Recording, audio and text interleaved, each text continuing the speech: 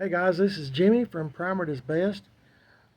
Have you ever had one of those vehicles in your life, car or truck, motorcycle, whatever, uh, that you really just loved it? I mean, you're just crazy about it. It might be a big old piece of nothing, or it could be beautiful, but there's always that. For me, speaking for myself, there's always that one vehicle in your life that is very, very special to you. I've been fortunate enough to have two in my lifetime. Remember, I had that 1962 Chevy Impala two-door sports coupe that I had for 37 years, and it always had been in my family since it was new in 1962. It was bought in northern Alabama by my uncle, and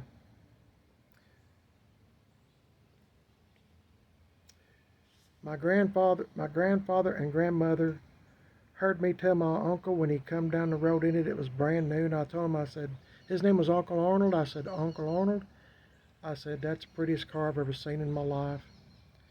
And I said, would you save this car for me? And he sold insurance, life insurance. And he just kept writing on the steering wheel. He had his clipboard there and he was writing. And I was 5 years old. And he said, sure. He just kept writing. Of course, I'm 5 years old. Not many people pay attention to a 5-year-old. But my grandmother had come out of the house. I didn't even hear the screen door slam or nothing. I was looking at that 62 Impala. And she heard me say that to my uncle. Well, make a long story short, I'm going to shorten this up. My grandmother and grandfather bought that car and saved it for me. And I wound up keeping the car for 37 years up until just in 2022, I sold it to Rob Pitts on YouTube. That's one of the special vehicles I've had in my life. The second one is the one that you're about to see. It's a 1957 GMC truck. And boy, was it wasn't much, I just tell you. But it's a one-owner truck. Of course, it's bought new in 57 by the original owner. He passed away. And the truck, evidently he'd been sick for a long time. I never met him before, the gentleman that owned the truck. And he'd left fertilizer in the bed of the truck. And I'm going to try to move my hand here a little bit. He left fertilizer in the bed of the truck, and evidently he got sick, health-wise. And so the truck just sat there for years. And when he passed away, his family, all of his family, kinfolk and all, they went around and looked at the truck and asked anybody if they wanted it because it used to belong to him. Nobody wanted it. So they was fixing to push the truck off into a ditch, to fill up a ditch. And we got there just in time before they pushed it off into a ditch, and I wound up with the truck. It showed 80,000 miles on it, 82,000 I think when I got the truck. I'm telling you all this so when you see the pictures of it, you'll kind of know a little bit of the backstory. It's a 6-cylinder 3-speed on the column. Wasn't nothing special, no radio, no nothing. You had wipers, the standard heater, and a motor and transmission. The motor for a GMC back in those days in 57 was a 270, and they had a 302 6-cylinder, inline 6. But mine was a 270, 3-speed on the column, just a basic truck. And that GMC at the time was supposed to be a little bit higher, a little bit above a Chevrolet. And so anyway, I got the truck, and we was trying to put it up on the trailer, and half of the frame, one part of the frame on the passenger side snapped in two. That's how bad the fertilizer had ate through. So I had a buddy of mine that had I think is a 55, 6, or 7 Chevy truck that he was parting out. So we cut right behind the cab, the frame, grafted on his rear end frame and stuff, and put my rear end out of my GMC back up and under it. it was geared high. I mean, you could get on the road, you know, you could do 65, 70, no problem. But of course, I never did push it that hard. About 55 was about tops, really, that I felt comfortable with. Anyway,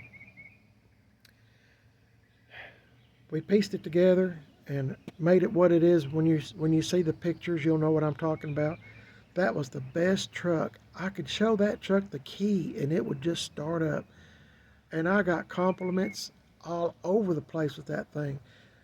That when I'd go to cruise-ins, I'd have people, you know, I'd park beside, you know, $60,000, you know, $50,000, $60,000 cars and trucks, and people would ask me, could you move down the street or something, you know, said I've spent all this money on my cars or truck, whatever I was parked beside, and said everybody's walking to yours.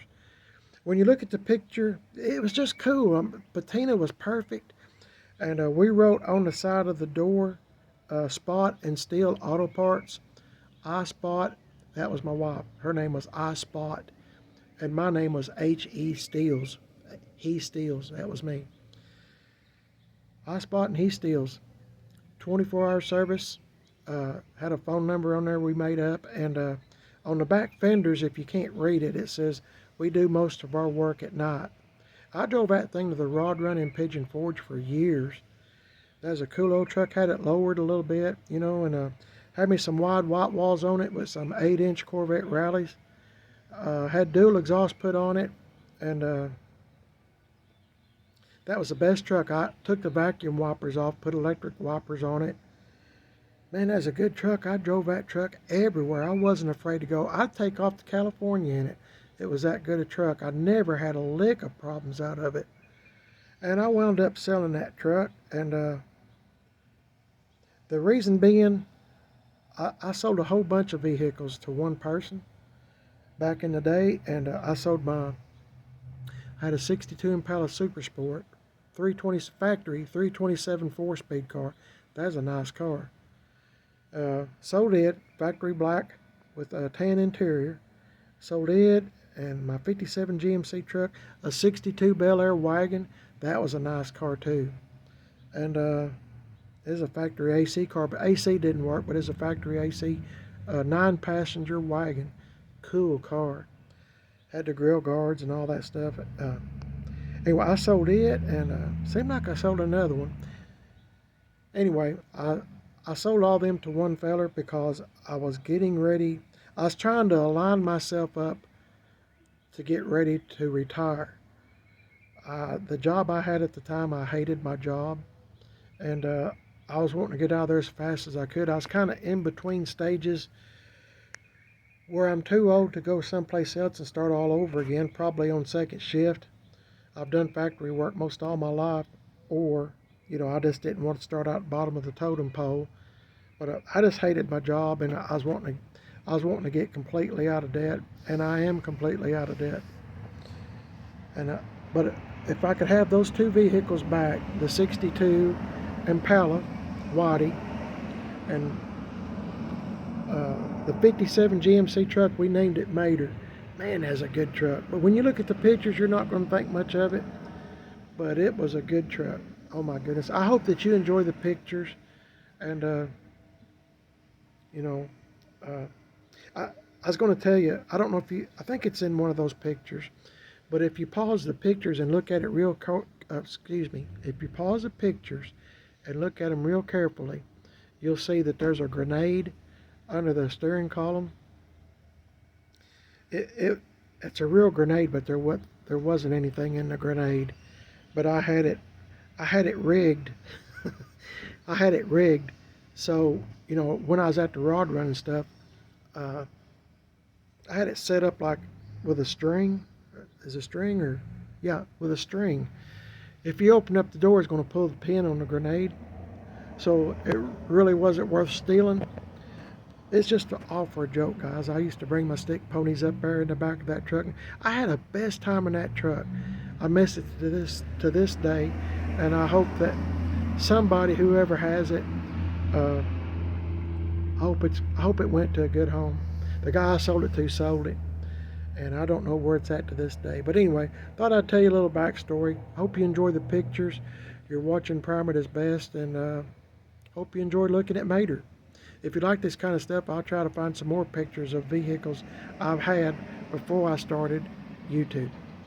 Hey, God bless y'all. Thanks for watching, and you're watching Prime at His Best on YouTube. Please like and subscribe, and I'm on Facebook, Prime at His Best, Instagram, Prime at His Best as well. God bless y'all. Hope you enjoy it, and reminisce with me.